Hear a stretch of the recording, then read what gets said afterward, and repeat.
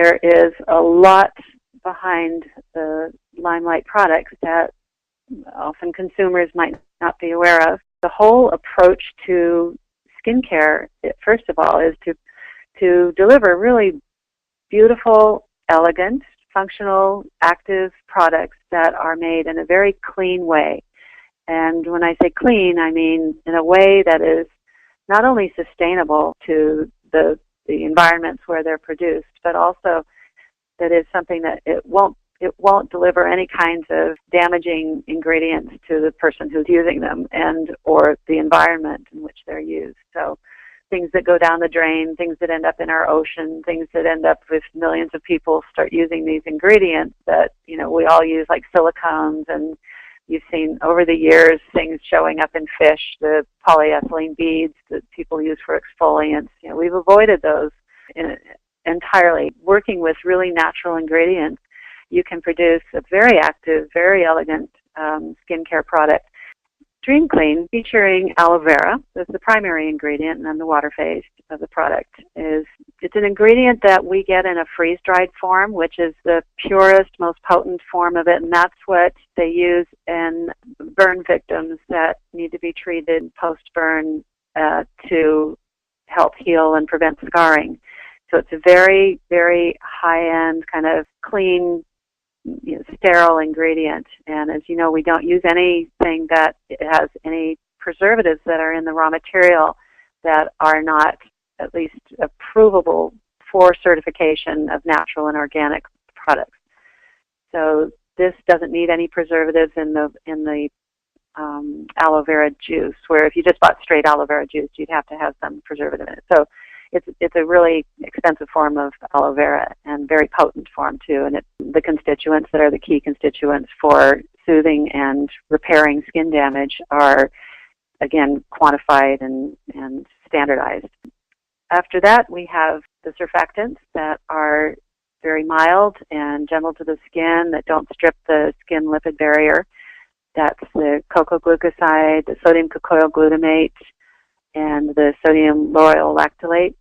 Those are the foaming ingredients in the product, and they're all made with water processes, with non-GMO plant materials, corn, sugar, coconut, but they're harvested and processed in a sustainable way. So there are two ways of processing surfactants, and one of them involves petrochemical processing, where you're using solvents and bleaching agents and things like that, where they're made in France and Germany, where the environmental rules are very, very strict about how people do these kinds of things, and they're also strict about genetically modified ingredients too. They don't allow them.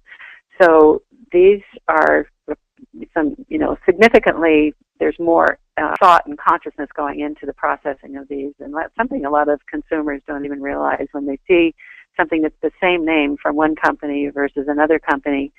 It could be cocoa glucoside, and then that's the water process, or there's cocoa glucoside, and that's the petrochemical process. And they both exist out there in foaming products, but this one is a very well-done product, a really, really well-made ingredient.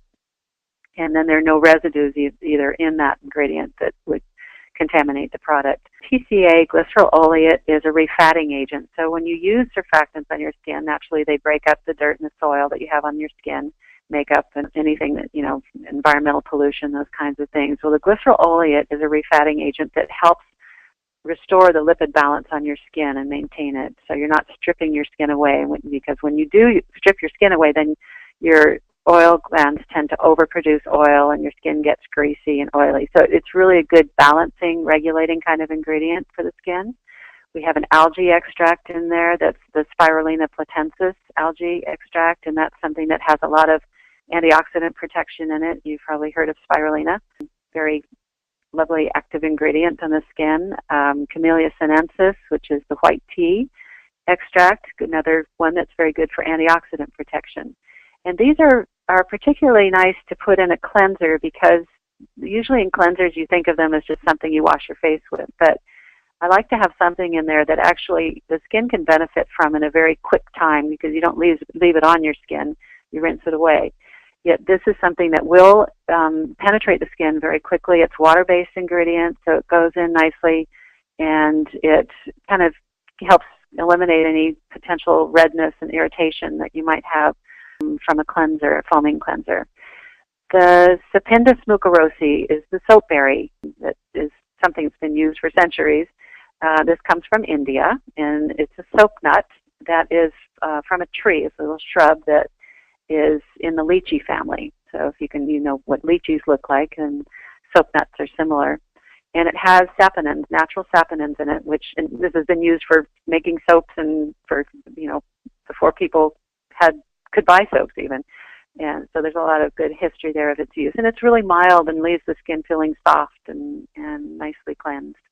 The essential oil blend, rose, palmarosa, ylang-ylang, lavender, chamomile, those are all very good for the skin. Not all essential oils are something we like to use on the face. I think these are particularly face-friendly essential oils, though, because they're not irritating. They are antiseptic in themselves. They contribute a lot to the product, not just scent. Lavender is something that I believe really has a lot of therapeutic benefits for healing the skin when you have abrasions and things like that, and burns and stuff. So I know it has very good properties for cell renewal and those attributes that you want to have in anything you put on your skin. The chamomile, let me tell you a little about the sources of these. The Roman chamomile is from a farm in Italy. It's from the mountains above Torino. And it's made by a fifth or I think sixth generation farm now. It's a beautiful old place that's been producing these beautiful essential oils and other herbal things, peppermint and fennel and different herb crops for therapeutic use only, not perfumery, just for therapeutic use for all those generations. And the lavender, the Lavandula angustifolia, is from France. And again, that's from a family-owned distillery, been in their family for many generations. And in fact, we were there a few years ago, and they were telling us how it was in their family when Napoleon came through and was claiming land for himself, and luckily didn't take theirs. But it's a very wonderful farmhouse and distillery, and it's a cooperative where they work with farmers right around their place, their distillery, and they do about 30 different herbs. And we have many others that we use in essential oils in their products as well.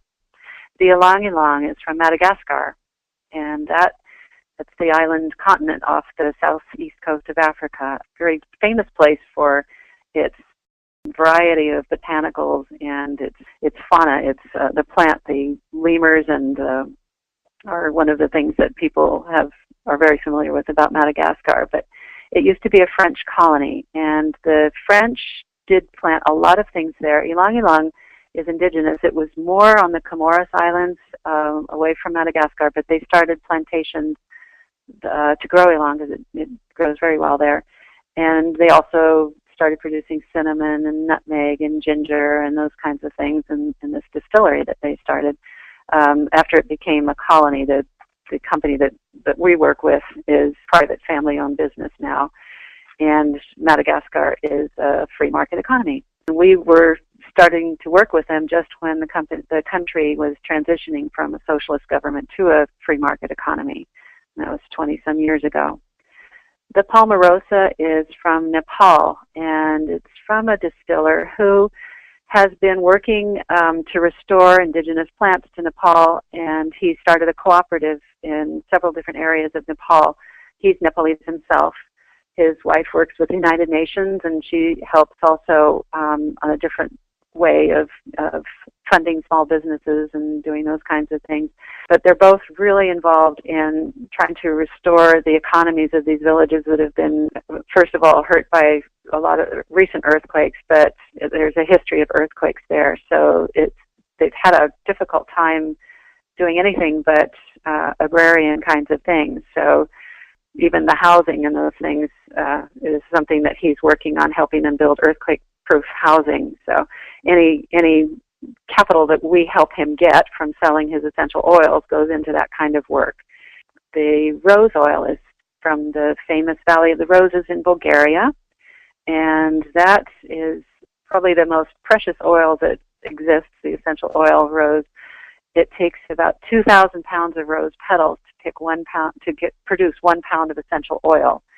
So if you can picture a room filled with 2,000 pounds of rose petals, that's what it takes to get 1 pound of essential oil. So it's a very expensive, beautiful essential oil, very impossible to recreate synthetically. When people buy a bottle of Dream Clean foaming cleanser, they are buying not just the product to clean their face, but they're supporting people all over the world who are growing things and working with the villages around them in an environmentally sensitive way. They're doing things sustainably in Nepal, in Bulgaria, supporting small family farms and helping sustain those kinds of businesses. I really believe that these kinds of relationships and supporting these and having these types of ingredients in products that we use every day can do a lot just to keep relationships good with people all around the world. It's a mutual kind of reciprocal agreement we have, supporting also of things that are good for the environment in the processes that they use and don't cause any damage.